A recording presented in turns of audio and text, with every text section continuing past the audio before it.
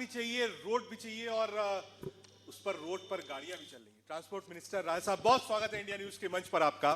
धन्यवाद रजत भाई। वक्त बहुत कम बचा है चुनाव के लिए और बहुत अंतिम समय में कहा जाए कि एक बड़ी जिम्मेदारी दी गई, क्योंकि ट्रांसपोर्टेशन एक बड़ा इशू, लगातार इस पर चर्चा होती है।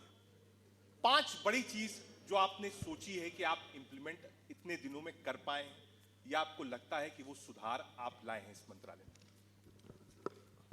सबसे पहले तो बहुत ही जो ट्रांसपोर्ट मंत्रालय मेरे को मिला, इसके लिए कहा जाता था कि there is a transport mafia in Punjab. There are so many mafias. लोग बात करते थे, एक सैंड माफिया है, एक लिकर माफिया है, एक ट्रांसपोर्ट माफिया भी है।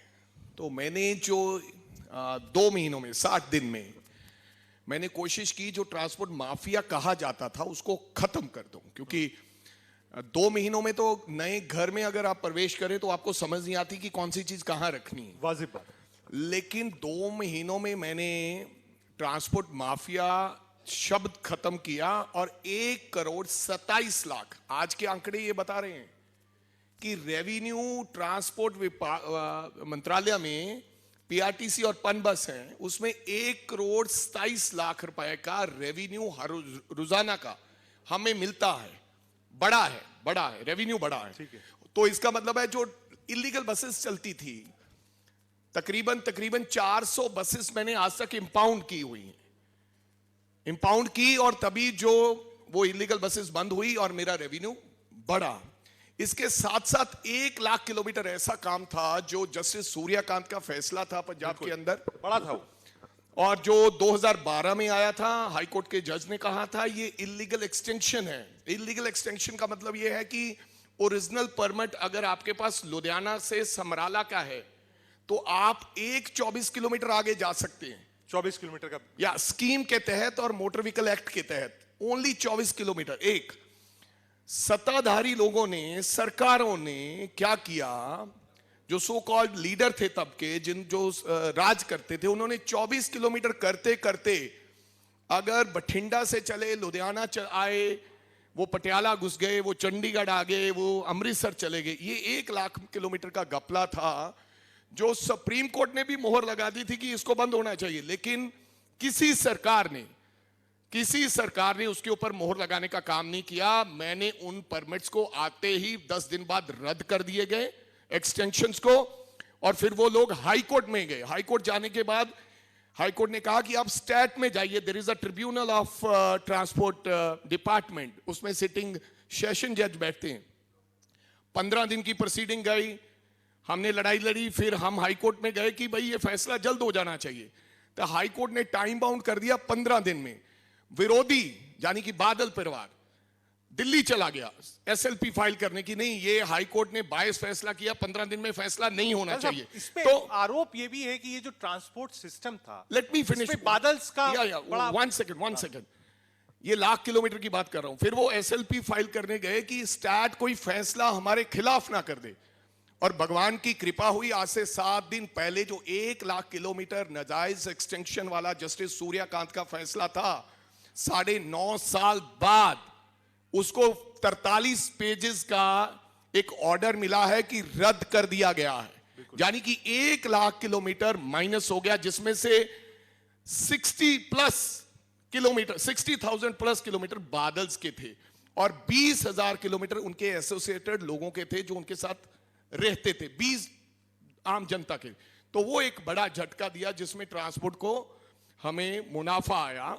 और इसमें साथ ही साथ मैंने 843 नई बसों को ऑर्डर किया, जो ऑलरेडी ऑर्डर हो गया है, बस उसकी बॉडी लग रही है। बिफोर कोड आई थिंक मैं 200 बसें पंजाब की सड़कों पे दौड़ाने का काम कर दूंगा। और इसके साथ साथ और क्या हुआ कि मैंने जब बड़ी बसें इनकी पकड़ी जिन्होंने कोविड में टैक्स नहीं दिया, हालांकि पंजाब सरकार ने 9 महीने की राहत दे दी, पूरे देश में किसी ट्रांसपोर्टर को 9 महीने की राहत नहीं मिली। करोड़ों रुपए का बकाया भी था उस टैक्स में। मैं कह रहा हूं केवल बादल्स को 12-13 करोड़ रुपए का पिछले 2020 का फायदा हुआ, जो टैक्स वेव ऑफ हुआ। किसी दुकानदार का नहीं हुआ, किसी बिस्किट वाले का नहीं हुआ, किसी जो टैक्सी चलाता है उसका नहीं हुआ, किसी होटल वाले की ना हुआ।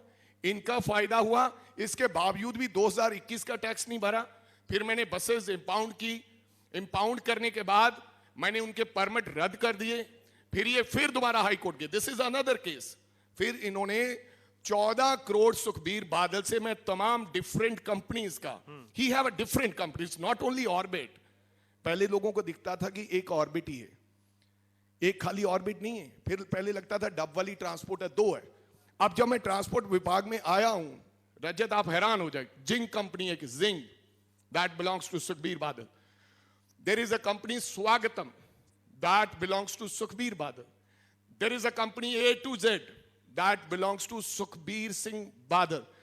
There is a company Taj, that belongs to Sukhbir Singh Badal. There is a company Rajdhani, that belongs to Sukhbir Badal. Rai साहब एक सवाल देखिए, क्योंकि जनता समझनी चाहेगी, कांग्रेस की ही सरकार थी, आपने इनिशिएटिव लिया, पहले ये इनिशिएटिव क्यों नहीं हुआ 4.5 साल पहले? क्या कोई कैप्टन साहब और बादल्स में कोई अनरिटन एग्रीमेंट था? क्योंकि आप जो चीज बोल रहे हैं बहुत बड़ी चीज है, पहले क्यों नहीं हुआ? रजत भाई, हमारे साथ धोखा हुआ यार।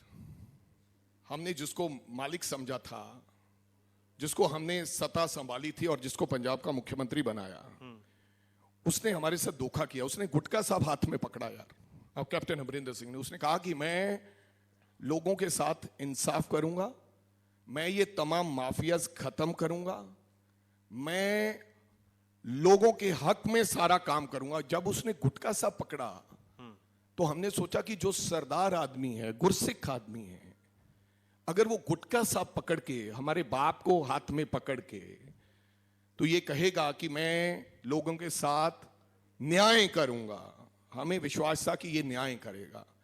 हमें ये नहीं पता था कि वो भाजपा के साथ और अकाली दल के साथ इंटरनली समझौता कर लेगा। लेकिन आज जो चर्चा, और उसी समझौते के तहत आज पंजाब के ये हालात, 10 साल तो ऐसे रहे, लेकिन आगे वाले भी 4.5 साल ऐसे ही झेलने। कांग्रेस को नुकसान हुआ? नुकसान नहीं, मैं तो माफी और मांगता हूं। क्या आगे आने वाले समय में क्या कैप्टन कोई नुकसान कांग्रेस पार्टी को पहुंचा पाएंगे? एक बड़ा क्वेश्चन मार्क है उस पर भी। आई डोंट थिंक सो, ऐसा कुछ नहीं होगा। वही कैप्टन है जो बिना सरकार के इनकी जमानत जब्त होती रही है। मैं तो चाहता हूं कि कैप्टन अमरिंदर सिंह खुद चुनाव लड़ें और भाजपा उनको आगे लाकर चुनाव लड़ाओ, लेकिन क्योंकि इंटरनली यही समझौता है आपस में।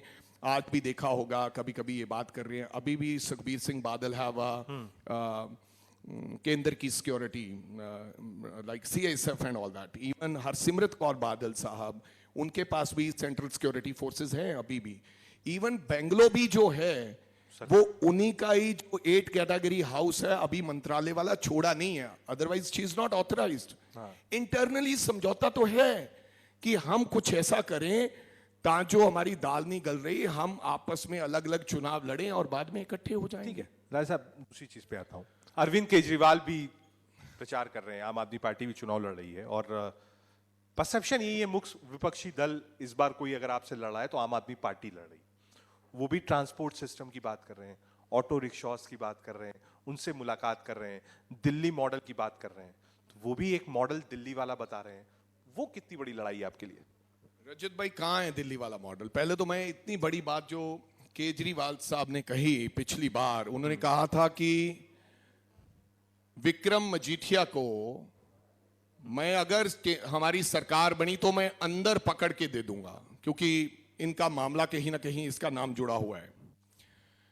चलो, अंदर देने की बात तो सरकार बनी नहीं, केजरीवाल अंदर कैसे दे सकता था? लेकिन केजरीवाल साहब ने तुरंत 6 महीने बाद विक्रम मजीठिया से माफी मांगी कि मैं गलत था, यानी कि डबल फेस।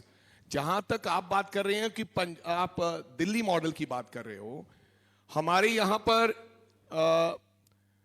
जो बसेस जाती हैं, इंडो कनेडियन बसेस, वो भी सुखबीर बादल की हैं। खाली एंड खाली सुखबीर बादल की इंडो कनेडियन बसेस है जो एयरपोर्ट तक जाती है। मैं जनता को भी कहना चाहता हूं, पहले पंजाब की बसेस जाती थी, रोडवेज की बसेस जाती थी, वॉल्वोज भी जाती थी। We have the same buses, लेकिन हमें एयरपोर्ट तक जाने तक की इजाजत नहीं दी जा रही। हम बार बार सरकार से लिख चुके हैं। मैंने केजरीवाल साहब से 4 बार चिट्ठी मैंने लिख दी है। मैंने बोला कि ऐसी क्या बात है कि सुखबीर की बस ही एयरपोर्ट तक जाती है। मैंने ज्योतिरादित्य सिंधिया को चिट्ठी लिखी, वो उन्होंने कहा कि हमें कोई दिक्कत नहीं है। चिट्ठी का जवाब आया, मैंने ट्वीट किया, आपने मैंने किया, उन्होंने कहा हमें कोई दिक्कत नहीं है, हम आपका एग्रीमेंट रिन्यू करने के लिए तैयार हैं, लेकिन आप दिल्ली गवर्नमेंट से बात करें। लेकिन दिल्ली गवर्नमेंट हमारे को वहां तक जाने की इजाजत नहीं देती। एनआरआई भाइयों से मनमर्जी का किराया इंडो कनेडियन वसूलती है। मिले तो ये हुए, हमें ये मॉडल नहीं चाहिए, to be very honest, we don't need this model. हाँ, केजरीवाल इसमें माहिर हैं कि जब सरकार, उनको लगता है कि भाई इलेक्शन आने वाले हैं, फिर उनको किसानों की भी याद आती है। पिछली बार भी आए थे, 1-1 करोड़ रुपया देके चले गए, उसके बाद कभी नहीं लौटे। ठीक है, क्योंकि आप ट्रांसपोर्ट डिपार्टमेंट देख रहे हैं, पॉल्यूशन की बहुत चर्चा है, क्लाइमेट चेंज की वर्ल्ड फोरम्स पे चर्चा हो रही है। इसके लिए मंत्रालय किस तरफ सोच रहा है कि जो रिन्यूएबल सोर्स ऑफ एनर्जी है उसमें मोड ऑफ पब्लिक ट्रांसपोर्ट कैसे लाया जाए? रजत जी, हमने कुछ कंपनियों से बात की है, क्योंकि समय कम होने के कारण इसके ऊपर काफ़ी काम करना पड़ता है।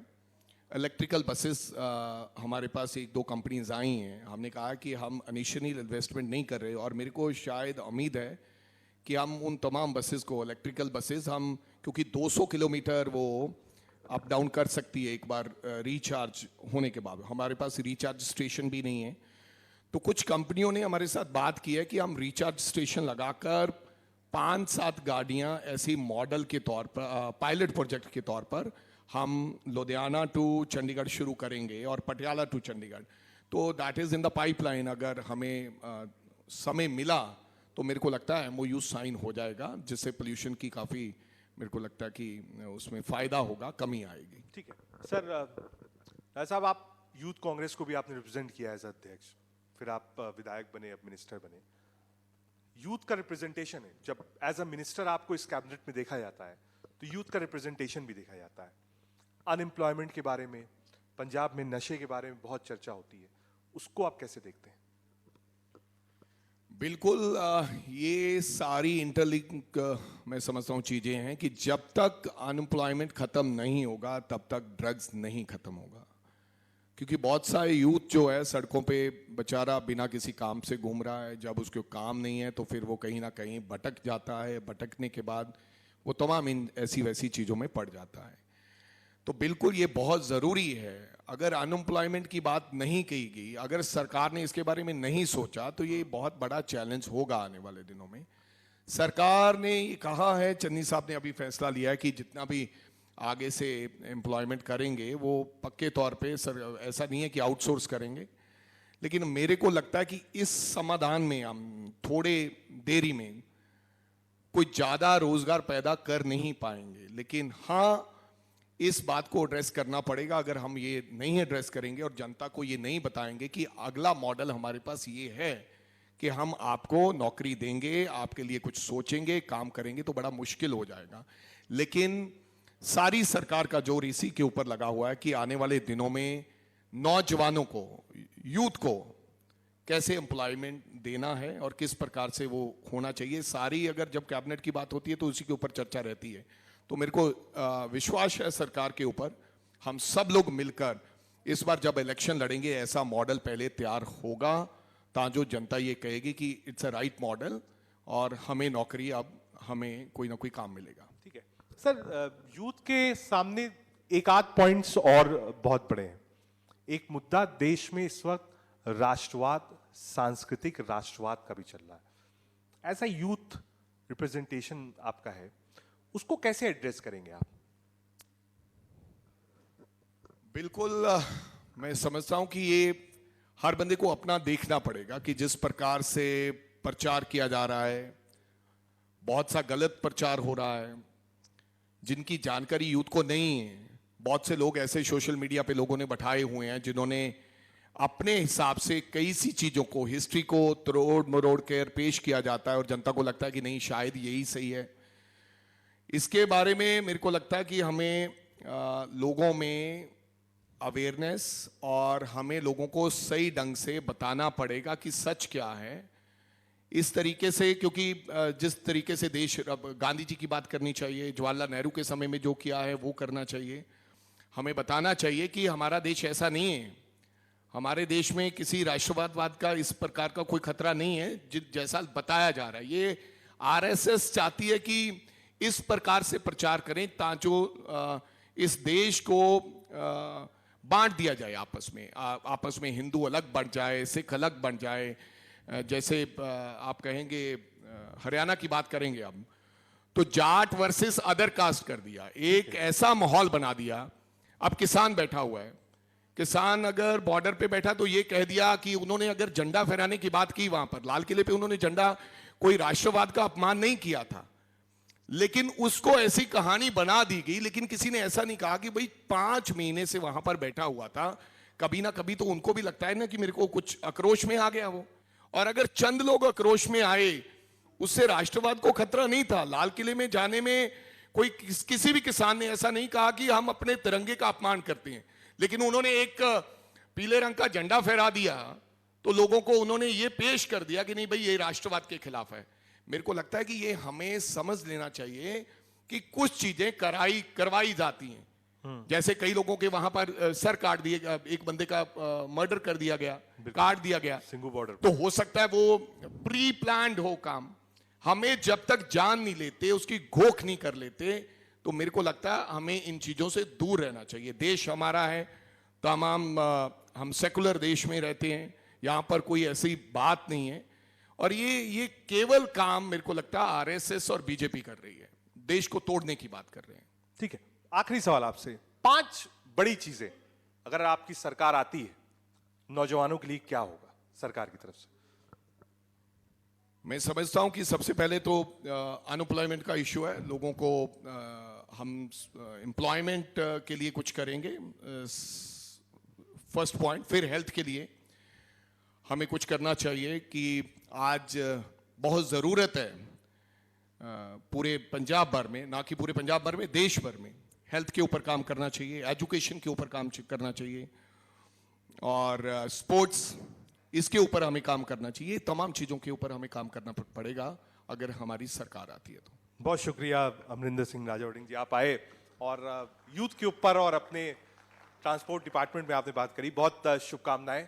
कम वक्त है आपके पास, लेकिन आप जो काम कर रहे हैं उसी को लेकर आप आगे जाएंगे चुनाव में। बहुत शुक्रिया राजा अमरिंदर वड़िंग साहब हमारे साथ। थैंक यू रजत भाई, thank you so much. Thank you, आप लोगों ने बुलाया हमें यहाँ, इन लोगों के आमने सामने बैठाया, बहुत बहुत धन्यवाद। थैंक यू, बहुत बहुत धन्यवाद अमरिंदर सिंह राजावड़िंग साहब। जोरदार तालियां एक बार फिर से हो जाएं, क्योंकि ये तमाम सवाल आपसे जुड़े हैं और ऐसे में ये मंच जो है वो आपके लिए एक प्लेटफॉर्म है। आपने सुना किस तरह से युवा नेता जो हैं वो आपके लिए 2022 में क्या कुछ रोड मैप उनका रहने वाला है, किस तरह से वो लोग जो हैं वो आगे बढ़ने वाले हैं। ऐसे में मंच पंजाब में सेशंस का सिलसिला लगातार जारी है। अगले सेशन के लिए मैं सबसे पहले अपने सहयोगी शुभ्रा को मंच पर बुलाना चाहूंगा और साथ ही साथ मैं बुलाना चाहूंगा पंजाब सरकार में कैबिनेट मंत्री विजय इंद्र सिंगला साहब को कि वो आए और अगले सेशन में जो है वो हिस्सा लें, अपना विजन बताएं। जोरदार तालियों के साथ स्वागत करिएगा विजय इंद्र सिंगला साहब। ये तमाम सेशंस जो हैं इनमें तमाम चीजें जो हैं, सवाल और जवाबों का दौर लगातार जारी रहेगा। Over to you Shubhra. बहुत शुक्रिया आपका।